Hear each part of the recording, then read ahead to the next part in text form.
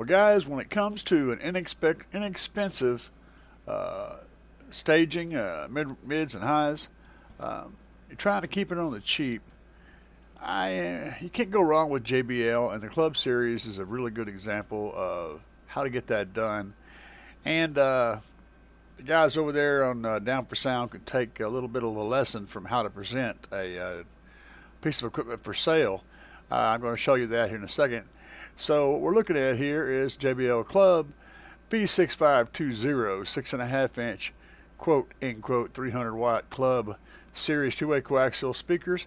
You get them for $60 for a pair, so that's a good starting point. Now this 300 watts is nonsense. Don't even pay any attention to that.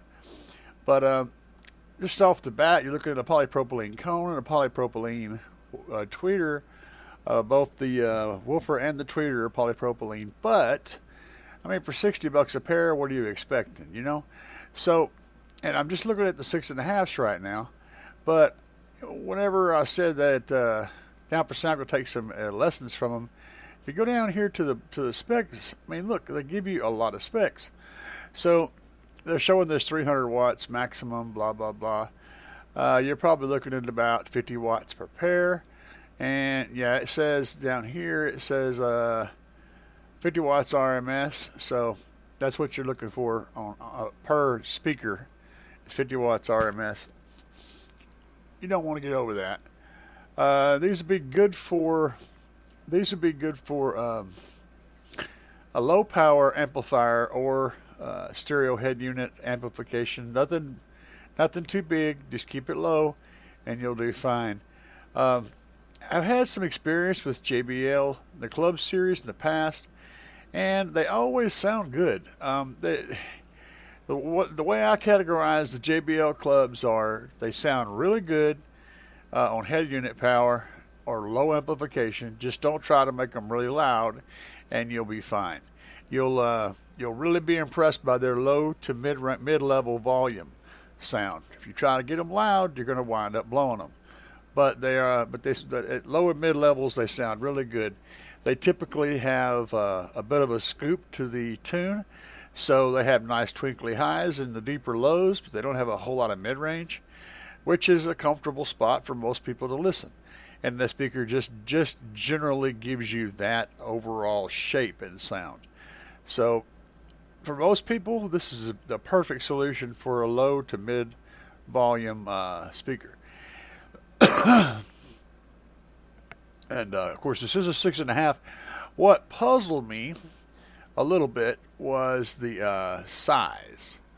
So it says the cutout diameter was 4 7/8 with a very low depth. It's only an inch and a half or so. So they're really shallow, but the cutout is 4 7/8. Usually it's like 5 and 5.62, something like that.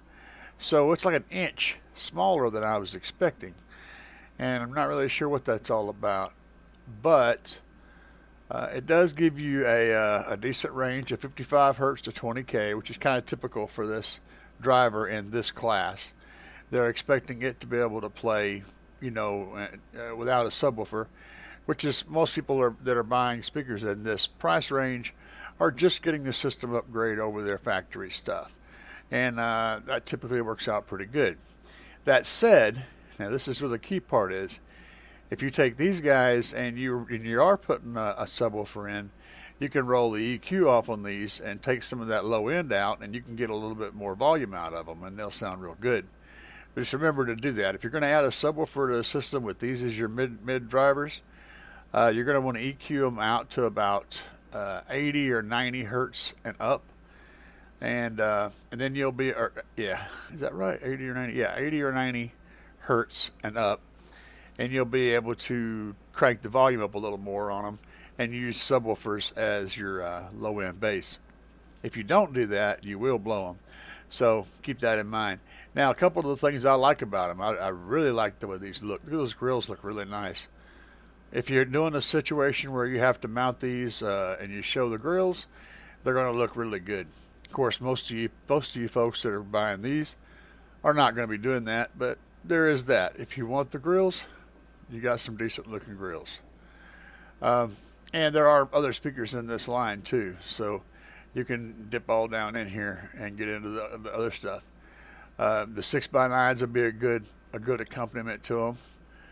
Similar pattern. The 5x7s, the 4x6s, and the 4s would all match up with these quite well.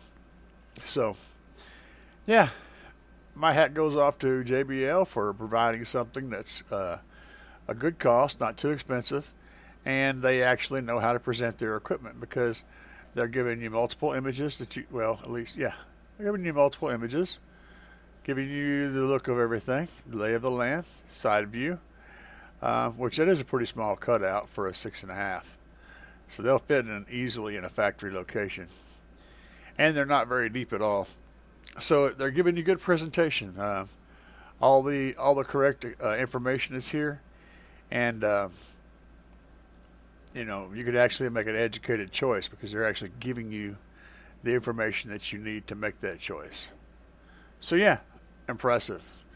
Pay attention, Down for Sound. This is how you do this.